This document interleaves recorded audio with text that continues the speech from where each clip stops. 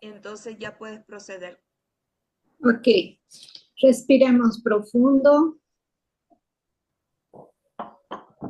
elevemos la conciencia al punto más alto en la cabeza y enfoquémonos en las palabras. Que el poder de la vida una afluya a través de todo el grupo de verdaderos servidores. Que el amor del alma una caracterice la vida de todos los que tratan de ayudar a los grandes seres. Que cumpla mi parte en el trabajo uno mediante el olvido de mí mismo, la inofensividad y la correcta palabra. Oh, oh, oh.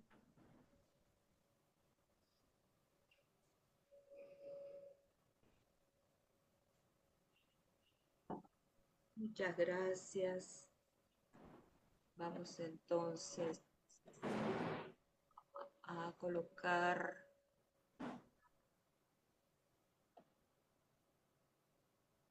Entonces quedamos aquí en el cuarto punto, donde vamos a estudiar las enfermedades originadas en la vida del discipulado, aun cuando el maestro continúa haciendo algunas referencias para enfermedades en la vida del ser común.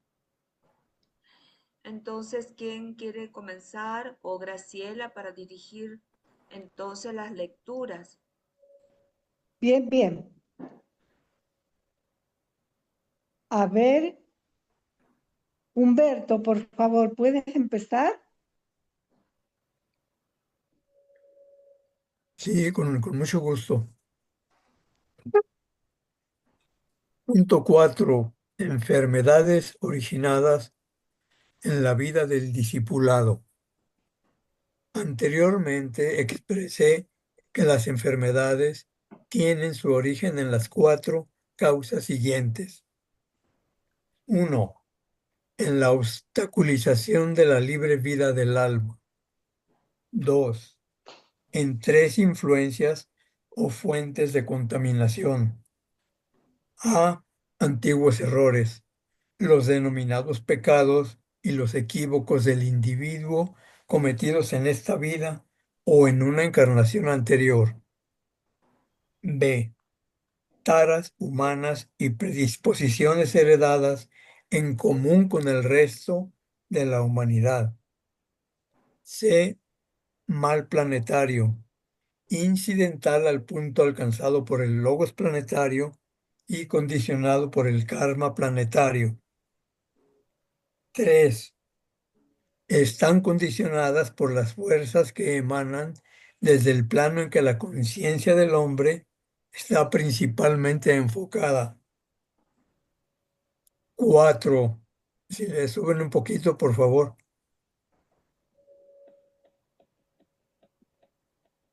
4. En los 5 tipos principales de enfermedades que sus efectos afines y subsidiarios que pueden producir y producen resultados en lo que concierne al discípulo, de los cuales no se halla inmune hasta después de la tercera iniciación.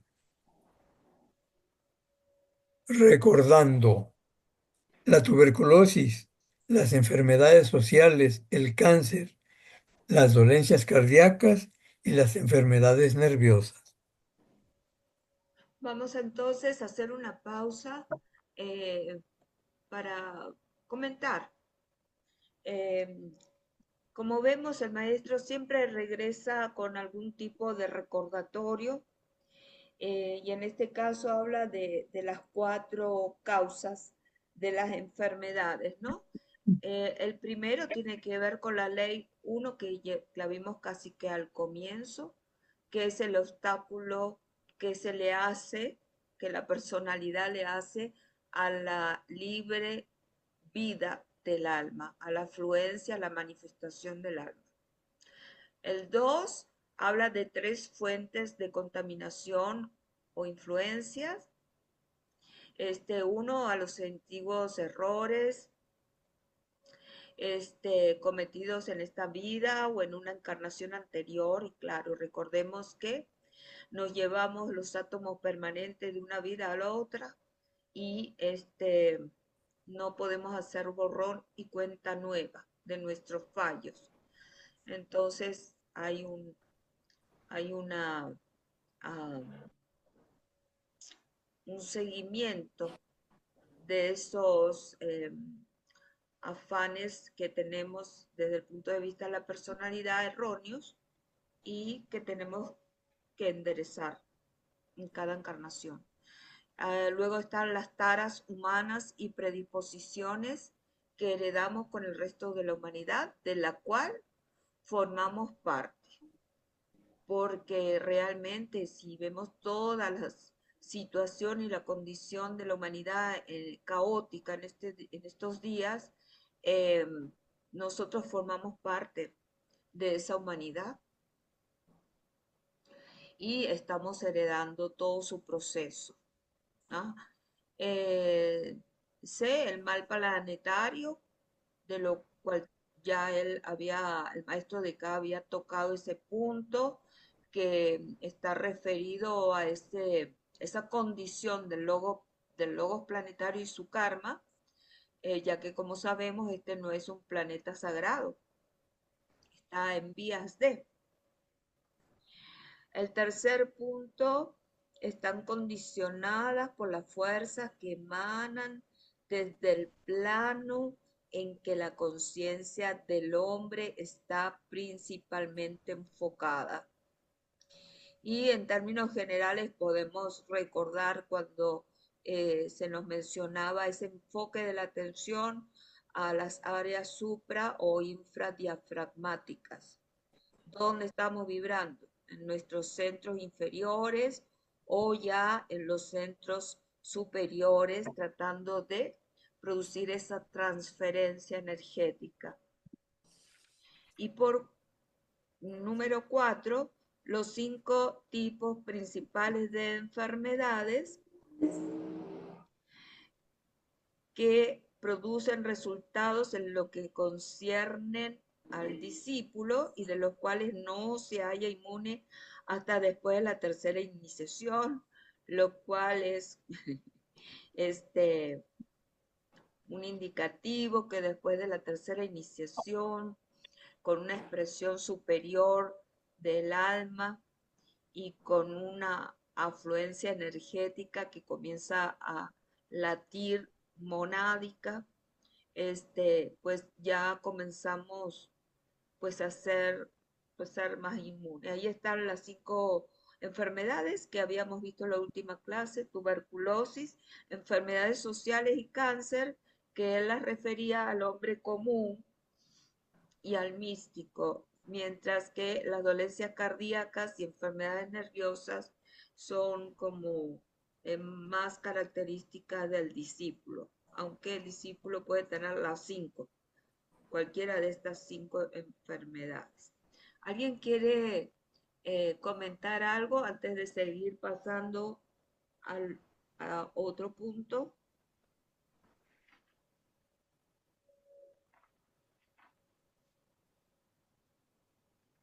Pues seguimos. Proseguimos entonces. Dianita, Sí, cómo no, adelante. em, está hablando sobre las enfermedades originadas en el discípulo, ¿no? Sí, Obstaculización de la vida libre para el alma, eso puede originar diferentes enfermedades, ¿no? sí, Porque todavía, digamos, la energía del alma no está fluyendo libremente. exactamente. Este es un preámbulo, este párrafo que acabamos de leer, es un preámbulo a las causas de las enfermedades, cosas que ya las hemos estado viendo, ¿verdad? Y Ujú. ahora va él a empezar a desglosar, vamos ahora a desglosar las enfermedades propias de los místicos, del cual él ya había tocado algo anteriormente. Mucho más adelante enfoca en las enfermedades propias de los discípulos, como 2 hojas más adelante, ¿sí? Que Ok, es el punto gracias. B. Sí, este es como un preámbulo muy general que él hace. Y creo que no Gracias. hay, sí, hay C, punto C, no, creo que es A y B nada más. O sea, de los místicos y de los discípulos. Y ahora vamos entonces a arrancar con el de los místicos, donde él va a detallar más, respondiendo a tu pregunta también.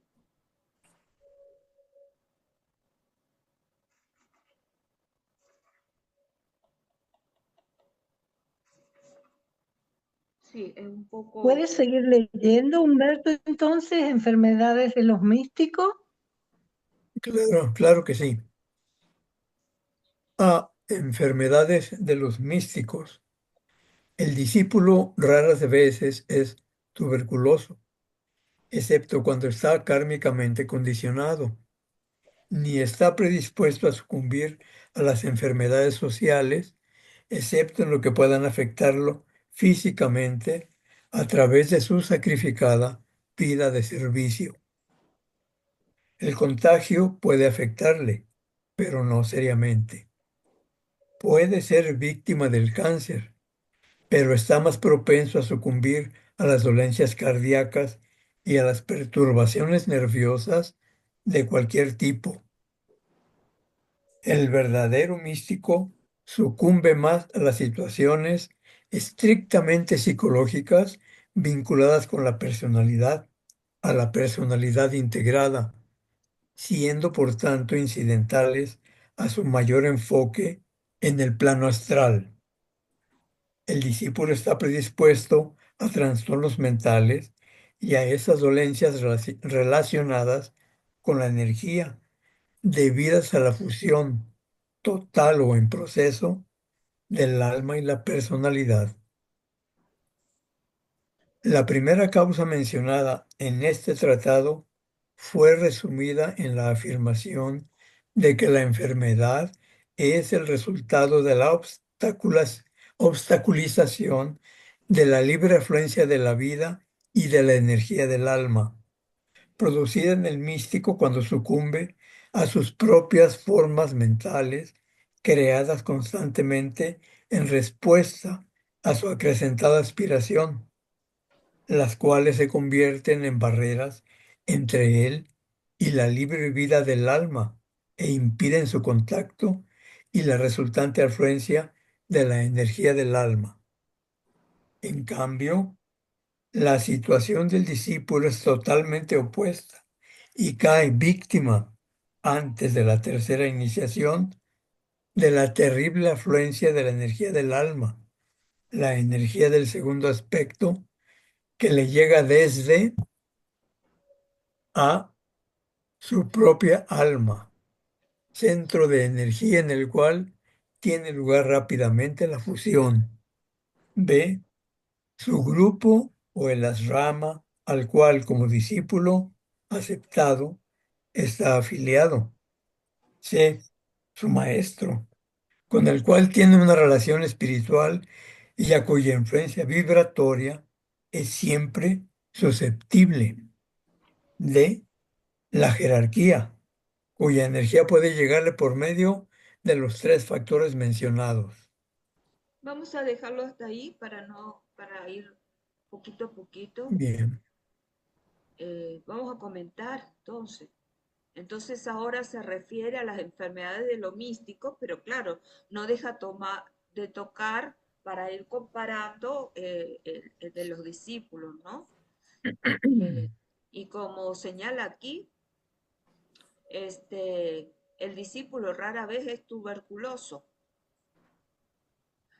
Entonces estamos hablando de las enfermedades respiratorias. Ni tampoco está como muy susceptible a las enfermedades sociales, aunque puede pasar, ¿no? Como él dice. El místico, el contagio, puede ser víctima del cáncer. Entonces, aquí sigue refiriéndose al discípulo. Puede ser víctima de cáncer, pero está más propenso a sucumbir a las dolencias cardíacas y perturbaciones nerviosas. Entonces, esta parte está como muy clara, ¿no? El místico sucumbe a las situaciones estrictamente psicológicas vinculadas a la personalidad integrada, siendo por lo tanto incidentales a su mayor enfoque en el plano astral. Bueno, sucumbe más, o sea, está más proclive a esas situaciones estrictamente psicológicas por su enfoque en el plano astral, ¿verdad? El discípulo está predispuesto a trastornos mentales y a esas dolencias relacionadas con la energía debidas a la fusión total o en progreso del alma y la personalidad. Yo me acuerdo que cuando comenzamos a estudiar esto, Humberto hizo mención de esto, precisamente. Las enfermedades del discípulo ocasionadas por ese tipo, por la fusión en proceso del alma y la personalidad. Entonces, la primera causa mencionada en este tratado, bueno, es la ley una, ¿no? La afirmación de que la enfermedad es el resultado de la obstaculización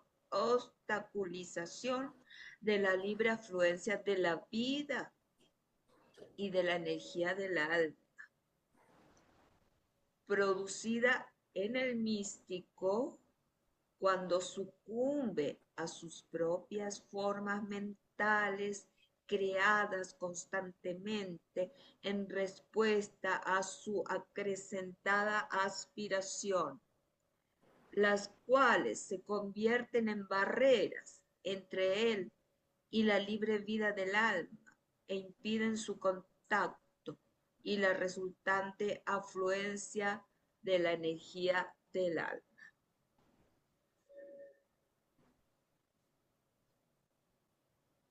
Bien interesante, ¿no? En cambio, la situación del discípulo es totalmente opuesta. Cae víctima, siempre estamos hablando antes de la tercera iniciación, cae víctima de la terrible, tremenda afluencia del alma. Entonces, mientras el místico tiene esa atención colocada en el plano astral, esa aspiración que no le permite salir de ese plano astral, devocional, vamos a decir así, que constituye una barrera porque entonces esa mente no termina de ser contactada y desarrollada, ¿no? En cambio, el discípulo sí sufre la afluencia del alma, ya sea de su propia alma, del grupo, el ashrama al cual está afiliado, del maestro con la cual tiene relación espiritual y cuya influencia vibratoria siempre es susceptible, y la jerarquía, cuya energía puede llegarle por medio de los tres factores mencionados, estos tres anteriores.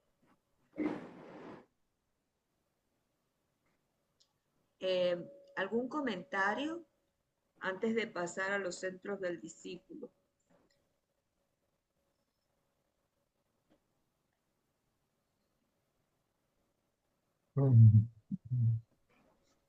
Recordemos de todas maneras que todo ocultista, eso lo refiere el maestro en algún libro, que todo ocultista ha sido un místico en algún momento de esta encarnación o de las anteriores. Pero no todos los místicos llegan a ser ocultistas.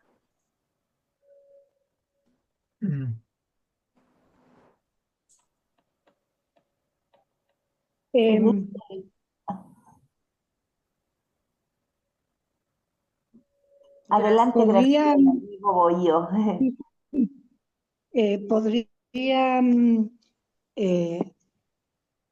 sumar a lo que estamos leyendo, por ejemplo, en el punto A, en donde dice, la condición del discípulo es totalmente opuesta y cae víctima antes de la tercera iniciación, de la terrible afluencia de la energía del alma, que es afluencia del segundo aspecto, o sea, del segundo rayo de amor-sabiduría, ¿cierto?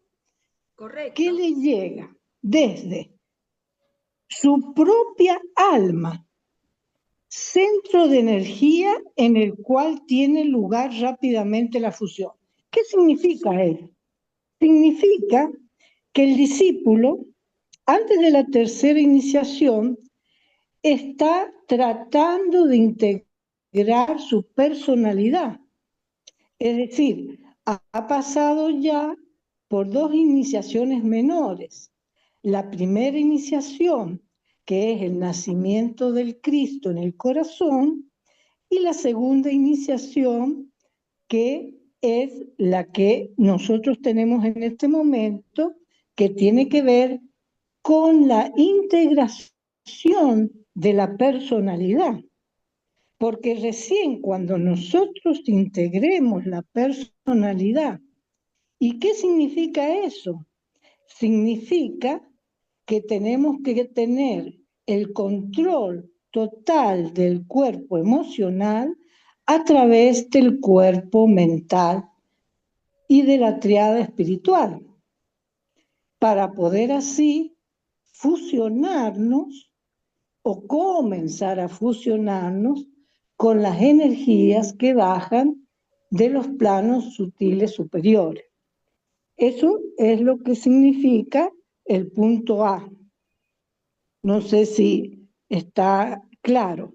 Entonces, cuando nosotros hemos logrado integrar la personalidad, vamos a poder direccionar conforme al móvil del alma grupal la energía para los fines propuestos. Por ejemplo, en el caso nuestro, cuando conectamos la personalidad con el alma grupal a través del loto del corazón y luego formamos un canal absolutamente transparente y una antena receptora, emisora de la energía que nos baja sin tener para nada la voluntad nosotros de cambiar nada, sino somos un canal absolutamente transparente, podemos direccionar a través del centro Agna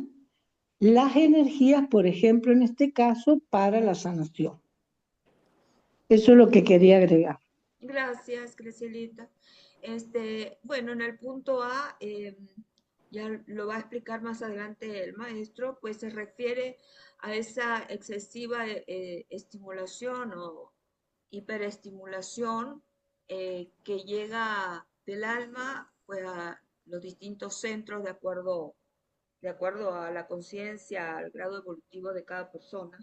Y entonces, pues esa sobreestimulación produce una perturbación, pues en ese centro donde está siendo subestimulado porque hay un periodo de acomodación en eso, como tú dices, en esa integración, en ese proceso. Hay un periodo de acomodación eh, que, claro, o sea, el discípulo trabaja con, con, esos elementos eh, eh, y sufre o es víctima, pues, de este trabajo que tiene que hacer para preparar sus cuerpos para esa sobreestimulación del alma. ¿Sí? Vamos a continuar en esta parte. Esta parte todavía se refiere al discípulo, porque luego habla, Dianita, ¿sí? Dianita, en relación a estos trastornos mentales que puede producir en este proceso de la unificación de la personalidad con el alma, es importante que este proceso se haga en forma natural. Si bien es un experimento para cada uno de nosotros, tiene que ser ese experimento interno, no acudir a cosas externas para que no se eleven, porque sí eso puede producir trastornos mentales, eh, puede producir efectos adversos, digamos, en el cuerpo físico, en el cerebro, y obvio, como lo dice acá el maestro, ¿no? En la mente también. Claro, Este proceso tiene que ser de esfuerzo interno y bueno, sabemos que es paso a paso. es paso a paso, no puede ser provocado, es decir, no podemos, eh, como se dice, no me acuerdo cómo decía, Estimular. sí, agarrar el cielo por la fuerza y vamos a iluminarnos y vamos a activar la pineal y vamos a subir nuestro kundalini y vamos a estimular nuestras cualidades telepáticas para ver si me gano la lotería. Es decir, es un proceso, como dice Lucía, la verdad que nos ha costado muchísimas vidas y a través de la meditación, el estudio y el servicio, pues estamos haciendo este trabajo. eh, Paulatinamente, aunque no estemos muy, ah, eh, muy ciertos en qué es lo que nos está pasando, realmente hay un proceso individual y grupal que va evolucionando. Es algo que se da por añadidura, se da por añadidura. No lo buscamos, pero, pero poco a poco esas flores se van abriendo, esas flores se van abriendo. Y lo hacemos sin egocentrismo, sin un interés personal, sin ni siquiera un ego espiritual, yo soy mejor, estoy más adelantado, lo que sea que alimente ese ego, ¿no? Este, Sino que lo hacemos desinteresadamente eh, en función de, ese, de esa redención del mundo de la materia, de espiritualizar la materia, eh, de aumentar su tasa vibratoria, pues en la medida que vamos avanzando de manera natural, como es la curación que estamos haciendo. Se indica que sea de manera natural, de manera natural. Entonces ahora, acá está, ya empieza a hablar en el discípulo cómo operan esas corrientes de energía.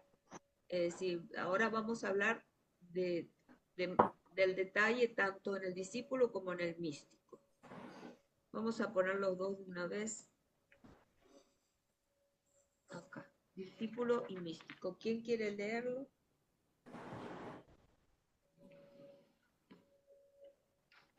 Lucía, ¿puedes leer? Sí, Graciela, gracias. Estas corrientes de energía tienen un efecto definido sobre los centros del discípulo, de acuerdo a su rayo y polarización específica en esta encarnación. A medida que cada centro se relaciona con cualquiera de las glándulas y éstas a su vez condicionan la corriente sanguínea y producen un efecto específico sobre la estructura orgánica dentro del alcance de su influencia vibratoria. Por ejemplo, el estómago cerca del plexo solar y el corazón cerca del cardíaco, etc. Se observará que las enfermedades principales que sufre el discípulo que son excepcionales y limitadas principalmente a la humanidad avanzada, pueden ser ocasionadas por la sobreestimulación o afluencia de energía a un centro determinado, produciendo excesiva perturbación en esa zona. El místico no se halla tan predispuesto a estas condiciones, a no ser que rápidamente se convierta en un místico práctico u ocultista. Este ciclo es de transición entre la actividad mística y esa posición más definida asumida por el ocultista. No trataré, por lo tanto, las enfermedades que heredan los místicos. Solo indicaré un hecho interesante. El místico es siempre consciente de la dualidad. Es el buscador en demanda de la luz, del alma, del ser amado, de ese algo superior que presiente, que existe y que puede ser hallado. Se esfuerza por reconocer lo divino y ser reconocido por ello. Persigue la visión. Es un discípulo de Cristo. Y esto condiciona su pensamiento y su aspiración. Es un devoto y aquel que ama lo aparentemente, es un devoto y aquel que ama lo aparentemente inalcanzable, el otro yo. Bueno, vamos a ir analizando, ¿no? Analizando. Esto es interesante porque está hablando de estas corrientes de energía en el discípulo que ya hemos hablado anteriormente, de distinta procedencia, desde el alma, el maestro, el grupo, la jerarquía, el ashrama, cómo tienen un efecto definido sobre los centros del discípulo, de acuerdo a su rayo, porque bueno, el maestro, el ashrama, esto depende del rayo al que pertenezca el discípulo y su polarización en esta encarnación. Por supuesto, la polarización y todo discípulo trata de polarizarse en la mente, desde la visualización, desde la imaginación, opera desde el cuerpo causal como si fuera un alma. Y estas corrientes de energía pues impactan los centros del discípulo.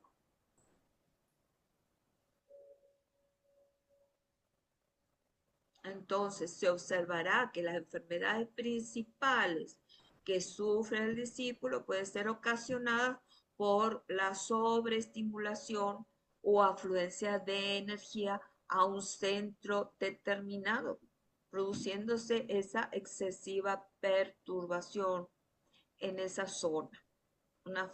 Hay una falta de equilibrio, hay una falta de balance. En cambio, el místico no pasa por esto, no pasa por esto. Entonces, él acá detalla que el místico es siempre consciente de la dualidad.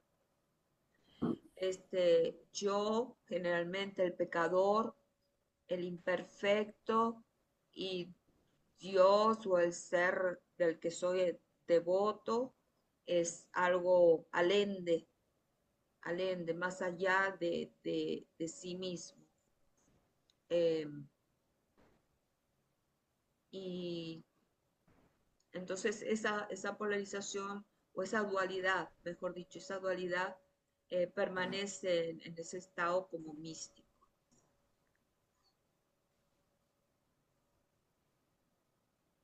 ¿Continuamos o hay algún comentario? Me gustaría puntualizar otra cosa respecto al punto B. Si lo subes un poquito y lo leo. Ve acá. B. B. Dice que depende de su grupo las enfermedades que padece el discípulo, que ya forma parte de una RAM de la jerarquía que tiene asignada una función determinada. Las enfermedades que padece como grupo de la RAN al cual pertenece, porque es un discípulo aceptado y está afiliado. Entonces quiere decir, en este punto, que el discípulo ya no solo es un místico o es un ocultista, sino que ha sido aceptado en una RAM y por ende forma parte de el ratio de vibración de la RAN, cuyo director es el maestro de la RAN, y conformando una, ¿cómo podríamos decir? Una contenedor de energía que es común a todos.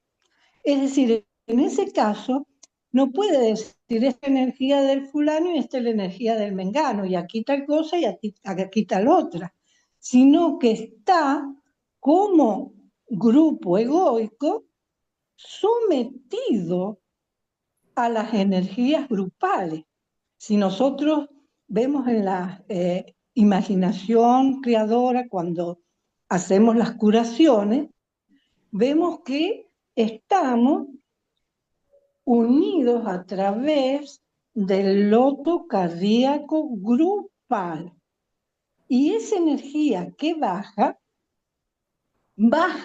a cada uno de los que conformamos el grupo egoico, de diferente manera está incidiendo, porque va a depender del nivel alcanzado, de su ratio de vibración y del estado que tenga en alguno de los chakras, en donde la energía, por supuesto, como va a chocar justamente en el eslabón más débil.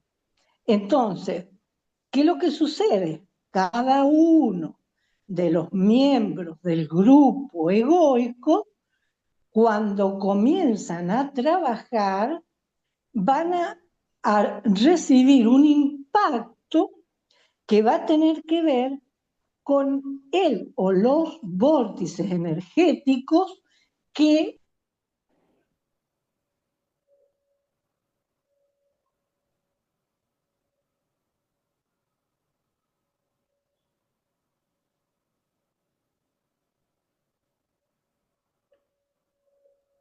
Graciela, no te escuchas. Sí, se fue la voz, yo pensé que era yo. Esta vez no fui yo.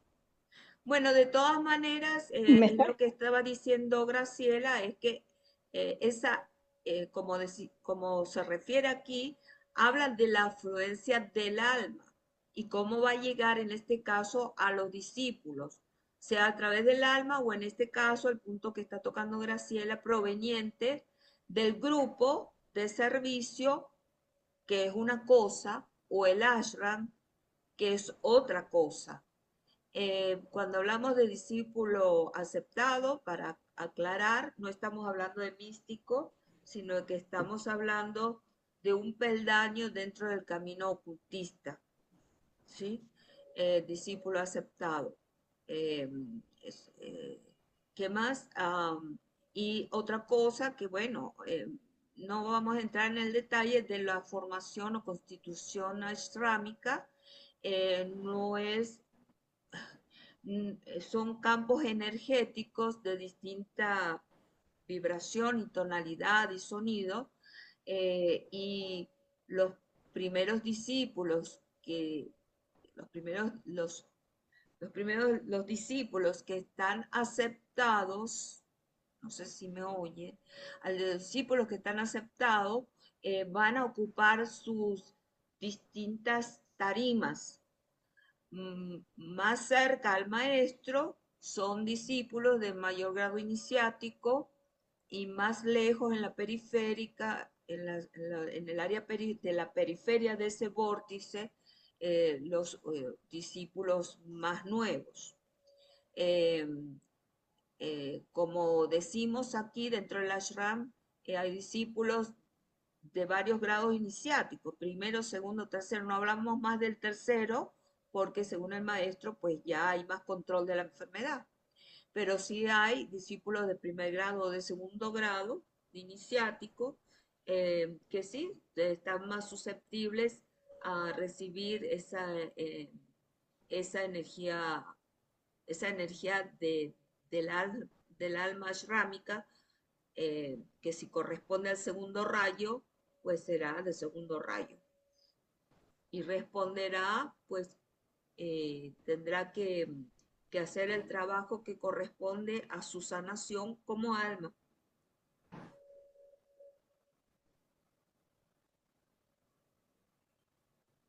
Exacto, totalmente claro. Bueno, ¿algún comentario sobre esta situación por la que pasa el discípulo y por la que pasa el místico? Diana, debe ser terrible y tremendo el conflicto en las personas que padecemos esta dualidad. Recuerdo a San Pablo que dice, porque no hago el bien que quiero, sino el mal que no deseo.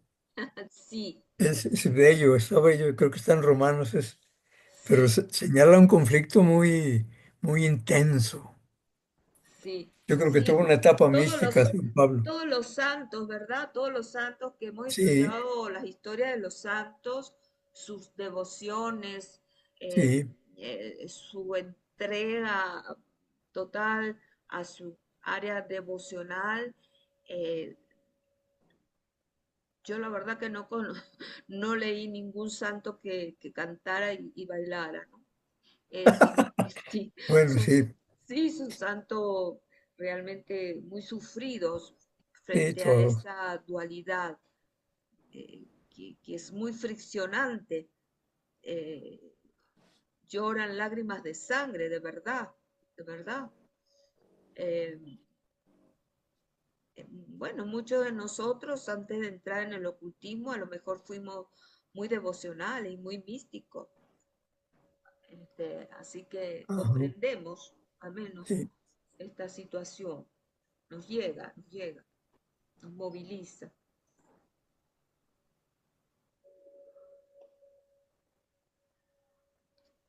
Voy a pasarlo para abajo esto. A leerlo mejor.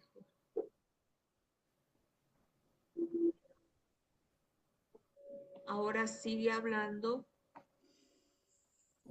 Acuérdense que estamos tocando, Lucía, ¿eh? Sí, estamos tocando el tema A Lucía, sobre... sigue. ¿Continúo? Sí, por favor. Yo voy bajando cuando lleguemos al párrafo. Gracias. Solo cuando llega a ser ocultista, el místico aprende que todas las veces el imán que lo atrajo y el dualismo que coloreó su vida y pensamiento y constituyó el móvil de todo lo que quiso realizar fue su verdadero yo, con mayúscula, la realidad una. Entonces, reconoce que esta asimilación en la realidad una y su identificación con ella permite a la dualidad transmutarse en la unidad y al sentido de búsqueda transformarse en esfuerzo para llegar a ser lo que él esencialmente es un hijo de Dios, uno con todos los hijos de Dios. Al lograrlo, halla que Él mismo es uno con el uno, en quien vivimos, nos movemos y tenemos nuestro ser. Señalaré que la expresión más inferior de la condición mística con la cual nos vamos familiarizando cada vez más es la que se denomina doble personalidad. Cuando existe esta condición, el yo personal inferior se expresa a través de una condición básica de la dualidad y dos personas se expresan a sí mismas, aparentemente en vez de la personalidad integrada con el alma. Esto necesariamente crea una peligrosa condición psicológica que exige un entrenado manejo científico, algo que no poseemos en la actualidad, pues muy pocos psicólogos y psiquiatras entrenados reconocen la realidad de la existencia del alma. Menciono esto porque hoy es de valor y lo será acrecentadamente en años posteriores cuando sea necesario trazar y conocer esas analogías en las grandes zonas inexploradas de percepción existentes en la conciencia humana. La doble personalidad y el místico son dos aspectos de un todo. El aspecto correcto, de acuerdo a un desenvolvimiento elevado, y ese aspecto que es reflejo y distorsión de la etapa de desarrollo que precede a la del ocultista entrenado. En la actualidad, muchas condiciones prevalecientes en la humanidad pueden ser sometidas al mismo razonamiento. Y uno de los métodos de curación que se desarrolla más tarde es el descubrimiento de las analogías superiores correspondientes a las dificultades y enfermedades inferiores, y el reconocimiento de que ellas solo son distorsiones de una gran realidad. Esto conduce a transferir la atención de quien está bajo el cuidado del curador a ese reconocido aspecto superior. Bueno, esto está un poquito confuso. Vamos a ver.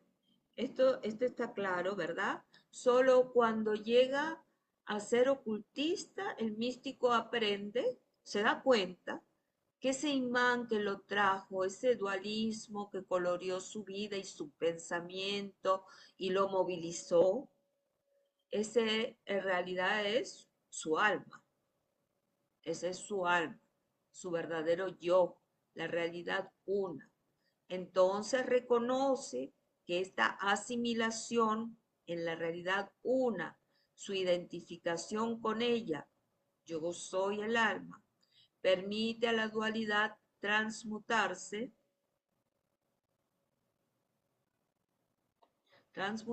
en la unidad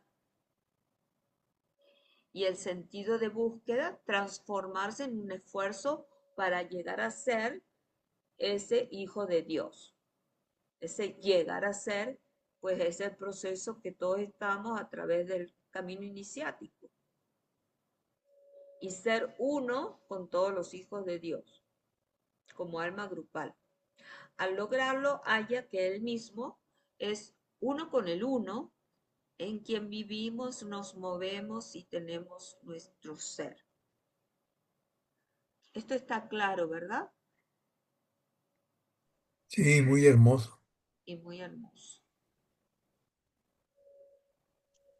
como decía Santa Teresita del Niño Jesús, que en la casa del Padre muchas moradas hay, Sí, pero claro, no las tenemos que ver separadas.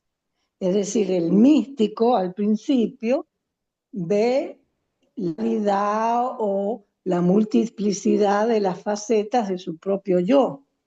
Y solo cuando da el paso a la comprensión de que es la unidad, es cuando pasa a ser un ocultista verdadero, porque entonces siente esa unidad. ahora este párrafo está un poquito, es una madeja un poco complicada. Vamos a ver poco a poco. Ahí está Siham también, que nos puede ayudar. Señalaré que la expresión más inferior del místico es el de la doble personalidad. Cuando existe esta condición, el yo personal inferior se expresa a través de una condición dual, el yo inferior, y dos personas se expresan a sí mismas, aparentemente, en vez de la personalidad integrada con el alma. Está hablando de una doble personalidad inferior, como una condición de Esquizofrenia. como una condición, eso lo puede aclarar mejor si Hansi está por aquí, como una condición de doble personalidad. Vamos a terminar de leer. Esto crea una peligrosa condición psicológica. Imagínense que tengamos un paciente con esta condición de doble personalidad que exige un entrenado manejo científico, ya que pocos psicólogos y psiquiatras reconocen la realidad de la existencia del alma. Menciono esto porque hoy es de valor y lo será acrecentadamente en años posteriores, cuando será necesario trazar y conocer esas analogías en las grandes zonas inexploradas de percepción que existen en la conciencia humana. Bueno, realmente imagínense, las grandes zonas inexploradas de percepción que existen en la conciencia humana. La doble, Eh, ¿sí? ¿Alguien más? sí, aquí Sí, dale. estoy tratando un poco aquí de captar realmente lo que entiendo y asociando con el texto anterior, o sea, el párrafo anterior, en la condición de místico, siempre que, o sea, estamos hablando de personalidad que todavía no está integrada, siempre hay dualidad, esas dualidades que estamos hablando, yo y Dios, yo y el mundo, yo y el otro, ¿no?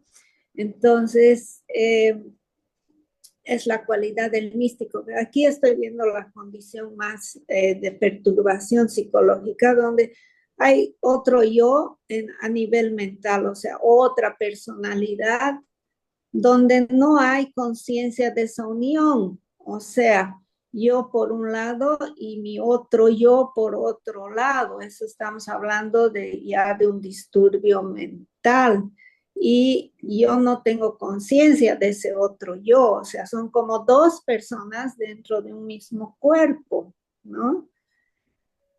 Pero aquí es bien importante entender lo que dice el maestro, que realmente cuando uno ya está comenzando a entrar en contacto con el alma, porque el alma es relación, estamos comenzando a relacionarnos primero con nuestros yoes internos. A ver, cada uno de nosotros ha tenido etapas donde, digamos, te comportas de una forma en la universidad, de otra forma con la familia, de otra forma con los amigos, o sea, cada ambiente es como que te incita que tú te comportes de una forma diferente. Ahí son diferentes personalidades que adoptas, porque todavía sigue siendo dualidad. El momento en que uno comienza a entrar al camino espiritual y hacer contacto con el alma, todas nuestras partes internas comienzan a actuar de forma coherente, o sea, lo que dices es coherente con lo que sientes, que es coherente con lo que piensas. Esa unión, esa integración de nuestra personalidad permite, digamos, ya una coherencia, una integración. Pero cuando no hay esa integración, somos pues diferentes.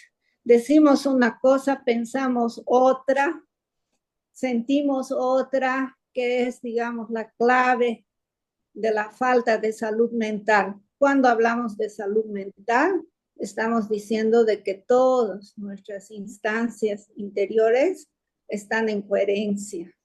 Pero cuando no hay esto, entonces el cuerpo emocional está por un lado sintiendo una cosa, estás diciendo otra cosa y estás sintiendo otra cosa, y hay como una despersonalización. Y aquí es, digamos, llegamos al campo de la enfermedad mental cuando tú no controlas esos yoes que actúan diferentes. Se hacen tan independientes que no te das cuenta que tienes dos personalidades o tres o cuatro en un solo cuerpo. Ahí ya estamos hablando de patología. Pero normalmente, si ustedes se ponen a pensar, ¿cómo no hemos actuado así? Con fulana de tal hemos actuado de una forma, cuando aparece en otra situación estamos actuando de otra forma, cuando hay otro contexto somos introvertidos, cuando estamos en otro grupo somos extrovertidos. Son realmente las dualidades. Entonces es una diferencia sutil. No debemos olvidarnos que cuando el alma relaciona, une, sintetiza, armoniza, entonces cada vez que estamos entrando más en el camino del alma, con las energías del alma, estamos sintetizando nuestros yoes internos con nosotros. Por eso estamos más armoniosos, más tranquilos, más serenos. Es ese proceso de transformación. A medida que meditamos, nos vamos transformando, ¿no? Entonces, y ahí las dualidades ya se convierten en unidad, en integración. Claro. Creo que es más o menos eso. Y Siham, la pregunta que me surge, por ejemplo, el místico, a diferencia del ocultista, está más polarizado con su cuerpo astral, ¿verdad? Exacto, Entonces, devocional. devocional, la parte astral, o sea, Uh-huh. cuando habla de doble personalidad de este místico, sería, por ejemplo, eh, vamos a poner, yo soy la persona que oro todo el tiempo, rezo, ¿sí? Y, constantemente, porque no soy perfecta, no merezco, soy pecadora, hablando de la religión católica, ¿no? Soy pecadora, eh, no merezco el amor inmenso de Dios. Y por otro lado, la otra personalidad pudiera ser ese alma atractora que no identifica. Esa podría ser la otra personalidad que se siente como personalidad, porque todavía no es alma, obviamente, ni la contacta. Eh, en el diario vivir muchas veces hemos visto estas situaciones, ¿no? De que hay personas crueles en la familia, así hacen daño y después el domingo están santitas yendo a la iglesia. Esas dos, ¿no ve? Esos dos polos, digamos, son dos personalidades, pero perfectamente una conoce a la otra. Ahora, les voy a dar un ejemplo de, digamos, de dos personalidades dentro del campo de la psicopatología. Yo tenía un paciente, por ejemplo, que estaba sentado delante de mí y estaba tranquilo, feliz, tal, hablando serenamente y tenía su señal, era rascarse el dedo pulgar. Cada vez que se rascaba el dedo pulgar, de repente salía otra personalidad. Salía un niño agresivo que estaba con una enorme rabia de su madre y de su padre y estaba haciendo su digamos así, su renegando y todo, su pataleta. Después de tratar a ese niño, porque uno como terapeuta tiene que entrar en sintonía con ese niño, yo ya veía que se rascaba el dedo pulgar y aparecía otra persona adulta, frustrada. O sea, ahí tú como psicólogo vas en tratando de entender esas diferentes personalidades que en realidad son diferentes partes de esa persona, pero no están integradas dentro de él. Claro. Y él no sabe de la existencia de uno, del otro. Simplemente mientras están como niños, como adultos, son niños o son adultos, pero no sabe el niño que hay un adulto. Entonces ahí estamos hablando de psicopatología. Excelente. Excelente. Sí, o sea, ese es el campo de la psicopatología realmente. Claro. ¿No? Claro. Pero en el diario vivir como místicos, todos nosotros hemos tenido esas dos polaridades actuando. O sea, tú mismo puedes decirle a tu hijo, no mientas, y al rato estás mintiendo. Ahí dices, ay, es una mentira piadosa. Entonces, ahí hay la polaridad, ¿no ve? O sea, son diferentes grados, pero yo estoy bien consciente de que le dije a mi hijo que no se miente y al mismo tiempo estoy mintiendo. Ahí mi hijo me dice, pero mamá, has dicho que no se miente. Ahí yo le digo, es una mentira piadosa. Entonces yo estoy con perfecto control de las dos situaciones, ¿no ve? Ahí no estamos en el campo patológico. Claro. Estamos en las dualidades y bien conscientes de nuestras dualidades. Cuando llegamos ya a alguna cierta etapa del camino, ya no mentimos, aunque duela, aunque pataleemos, no mentimos. ¿Por qué? Porque la verdad es la que nos guía. Entonces ahí estamos dentro de la integración, de la unidad. Ahí ya no hay mentiritas ni nada, no hay dualidad. Somos coherentes con nosotros porque nosotros encarnamos la verdad. Claro. Es diferente. Sí, es la palabra clave que dijiste, hay coherencia, mientras que estamos hablando en todas estas patologías, distorsiones de una gran realidad, como dicen. Exacto. O conveniencias, ¿no ve? O sea, mientras estamos en la personalidad nos conviene. O sea, adaptamos la realidad que nos conviene. Entonces ahí estamos, pues, digamos, nadando en las dualidades. Todavía somos personalidades, pero cuando ya somos alma, ya hemos integrado todo y actuamos como almas, de noche, de día, de cabeza abajo, somos almas. O sea, ahí somos coherentes con nuestros valores, ¿no?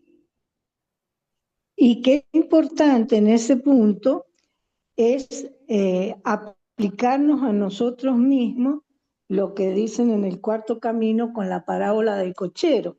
No sé si la conocen.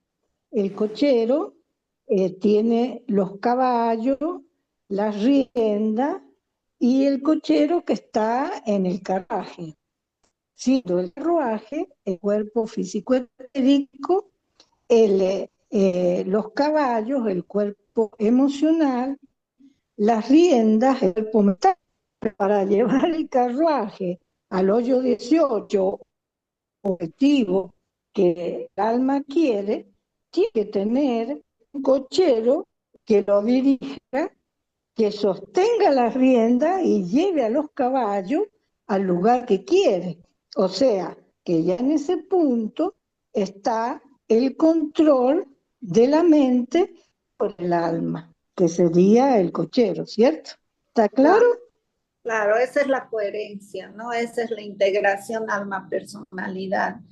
Pero nos falta todavía Claro. mucho, estamos en camino, o sea, ya estamos conscientes de nuestras polaridades muchas veces, y muchas veces actuamos como almas, pero muchas veces todavía estamos sufriendo y estamos apegados, etc. Claro. Es que el punto está en cuando empezamos a reconocer el móvil, ya no como ya no como personalidad integrada, ya no como alma, sino como alma grupal hacia un objetivo común. Entonces, el director, el cochero de ese carruaje, ya no somos nosotros. Existe el desapego, es decir, la discriminación, el discernimiento y el desapego de cada uno de nosotros para ya no actuar ni siquiera como almas integradas, sino como esa orquesta sinfónica que estamos entre todos armando y cuyo partitura incluso no la conocemos nosotros porque no es nuestra voluntad la que funciona. Claro. Entonces, para terminar este párrafo y comenzar con una aclaratoria muy importante que dice el maestro, nos habla a nosotros como sanadores. Esto conduce a transferir la atención de quien está bajo el cuidado del curador a llevarlo a ese reconocido afecto superior del cual él todavía está inconsciente, o sea, está inconsciente, ¿no? Ese es el papel espiritual del sanador, elevar sus ojos a su alma para poder identificarlo, ¿no? De eso va a hablar en el punto que sigue, pero debido a la hora, lo vamos a dejar hasta aquí. ¿Les parece? ¿Les Sí, parece? estuvo, ¿Sí? sí, estuvo muy Sí, sí, enriquecedor. Dianita. Que por mí yo sigo, ¿eh? No, Muy, vayamos a cenar, que tenemos que descansar, Dianita. Estamos cansados, estamos Bueno, exhaustos, hay energía prepárense que porque estamos manejando como grupo. prepárense porque mañana tenemos clase con Nicole, les voy a pasar el link mañana. El miércoles tenemos luna llena, los grupos hacen prelunas, Claro, hacen poslunas y el domingo que viene tenemos el webinar sobre el Cónclave 2025. Y solamente esto es una ¿sobre preparación. qué, mamita? El Cónclave ¿Sobre 2025, qué? perdón, no te entiendo la pregunta. No, no te es escucho. ¿El qué? ¿El webinar? es el cónclave de los maestros de sabiduría que hacen cada siglo. Y va a haber un trabajo, yo me imagino que preparatorio en ese domingo. No sé, Diana, si estoy en lo correcto. Sí, estás en lo correcto, o sea, tenemos que ser conscientes de qué es lo que está pasando. Por Claro, algo somos ocultistas y, y entender las cosas que, bueno, dentro de lo que podamos, ¿no? Dentro de lo que claro, podamos, entender qué es lo que está pasando este año y qué es lo que podría pasar durante los próximos 100 años, de los cuales probablemente no seamos totalmente testigos de todo, obviamente que no, pero es importante entender qué es lo que está pasando y cuál es nuestro papel y cuál ha sido nuestro papel, porque hemos hecho muchas cosas como grupo, Entonces, reconocer cuál es nuestro papel en todo esto es fundamental para hacerlo con conciencia plena y mucha alegría, mucha alegría. Bueno, vamos a culminar con el mantra de contacto. ¿Quién? Lucía,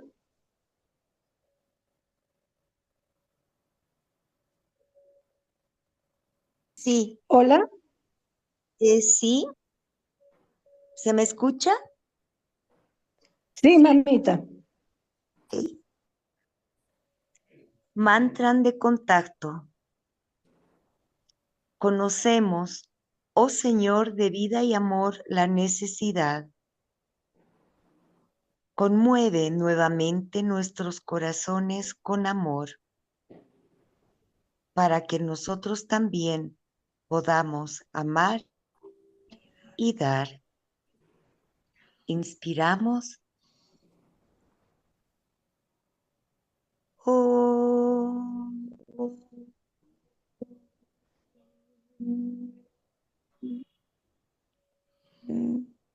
Bueno, particularmente el día de mañana, Nicole nos va a hablar sobre la importancia del sonido en todo nuestro trabajo y, bueno, precisamente vamos a entender muchas cosas, como por ejemplo la importancia de sonorizar los mantras.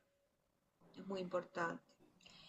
Entonces, bueno, agradecida, nos despedimos hasta los que quieran mañana participar, nos vemos mañana y si no, pues hasta la próxima. Y siempre trabajando en los planos internos. Gracias.